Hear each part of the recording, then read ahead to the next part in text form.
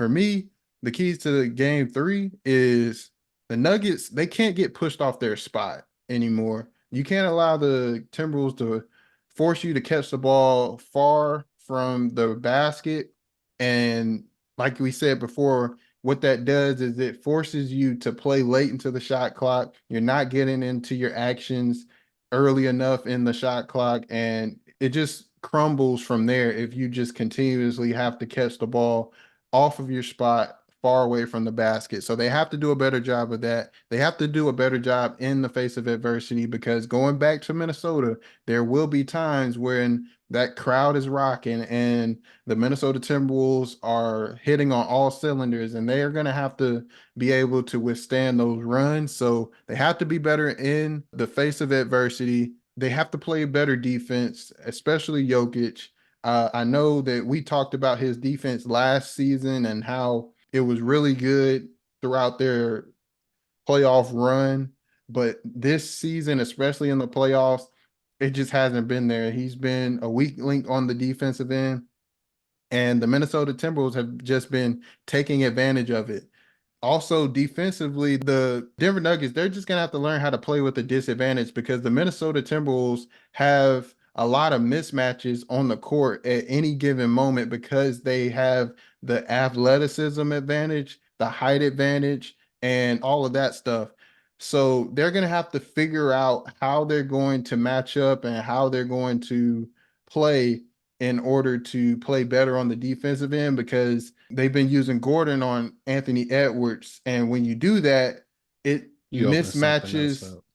Yeah, it opens something else up, but you also put somebody like Michael Porter Jr. on one of those bigs, because Jokic is already guarding a big. You can't put Jamal Murray on a big, and actually, no matter where you put Murray, he's going to be at a disadvantage unless you put him on Mike Conley. But usually KCP takes that matchup if he's not on Anthony Edwards, because they want KCP at the point of attack, defensive position, to try and disrupt the Minnesota Timberwolves offense. So it's just a lot of advantages that the Minnesota Timberwolves can take advantage of. So the Denver Nuggets are going to have to figure out a way to play good defense at a disadvantage. And this is the most important thing, in my opinion. Jokic is going to have to be more aggressive, man.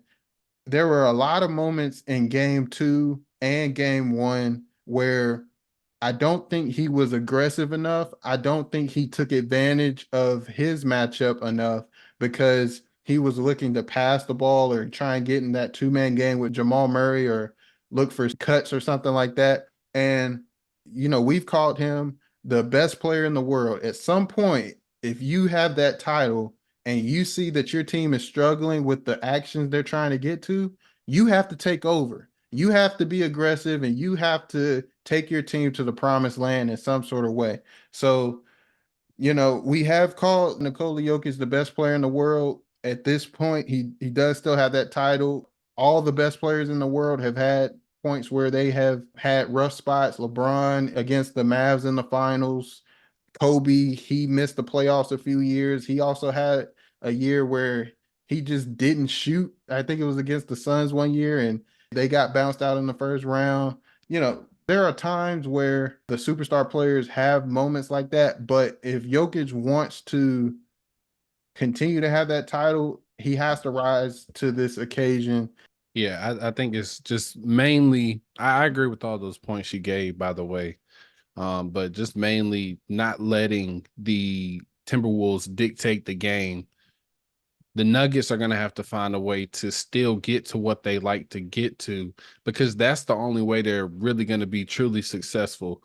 We see them doing things uncharacteristically, doing more late clock shots, doing more isolation shots, because their flow of the offense has been disrupted. So maybe you can't immediately go to that dribble handoff or two-man game with Jokic and Murray. Maybe you're going to have to bring Murray off of a down screen into another DHO with Jokic and Murray. I think this is where we're going to really have to see Michael Malone use his coaching skills and find different ways to get into what they like to get into. Now, I know it's hard because they played all year in a specific way that they've all been accustomed to, but We know the playoffs is about adjustments. You're gonna have to throw little wrinkles. Maybe they can play some zone. We know that Minnesota struggles in the half court. Let's force them to take more perimeter shots. Let's slow the game down a little bit. Let's find ways to get past half court first off. Like they're pressuring us. Let's get Murray comfortable.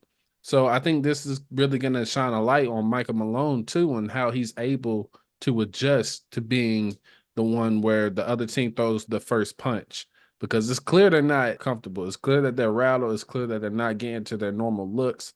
It's clear they're not creating enough space. It's clear that they're not getting into the shot quick enough.